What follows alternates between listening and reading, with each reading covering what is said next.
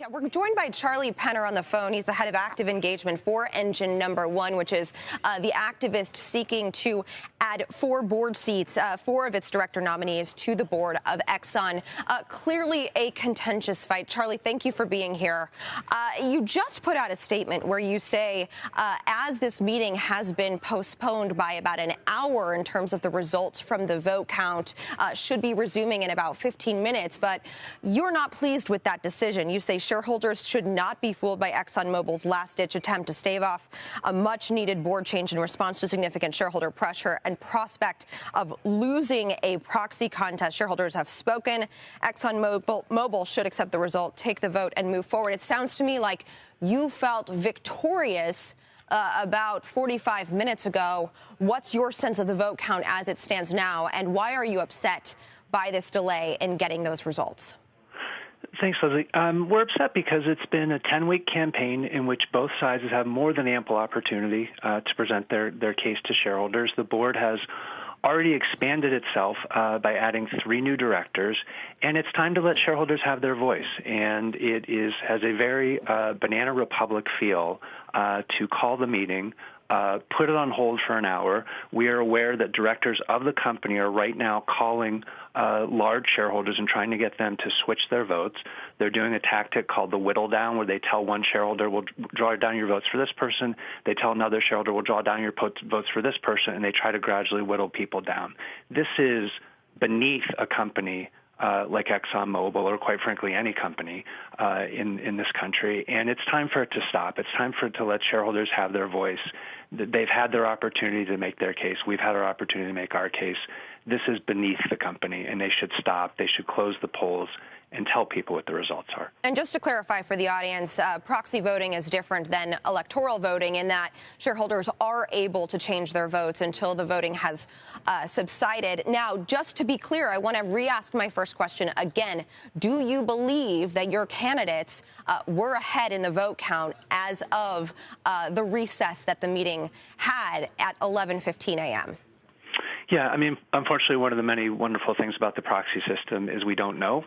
But we certainly suspect, given the machinations that the company is currently going through, including having members of the board working the phone like call center operators, trying to get people to switch their votes, certainly indicates to us that there's been some level of success. That should be allowed to carry the day, not stretching things out into the 11th hour in a 10-week campaign to try. So Exxon said that the reason for delaying the results for an hour was because there was a tremendous amount of voting still coming in. Do you believe that to be true? And also, what evidence do you have that they've been calling around to shareholders to try to get them to change their vote? Well, on the first part, yeah, votes will keep coming in if you keep the polls open past when they were supposed to close. And we have evidence because we've spoken to people, including people who today and last night told us that they were getting calls from the company. And again, telling one shareholder to change it this way, telling another shareholder to change it a different way, and making both think that that's going to lead to one outcome when it could result in unintended consequences. This is classic kind of skullduggery, and this is not the way to move this company forward. Is there a downside, though, to giving shareholders more time to vote? Do you think that ultimately that will lead to potentially a more holistic result because more people have had a chance to have their vote? They're calling people who have already voted and asking them to change their vote. And they have the sole ability to close the polls as soon as they get enough people to say yes. This is not a democratic expansion. This is the opposite. Okay, my colleague David Faber has a question for you. Hey, David. Yeah, Charlie, what is I mean, I know you can't, give us a sense. What has your proxy solicitor been telling you about your expectations in terms of getting 4 seats, 3 seats, or where you were poised to be, at least, prior to this delay?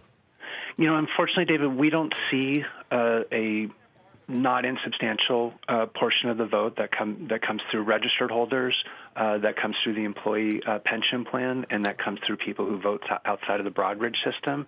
So it's a little bit of guesswork.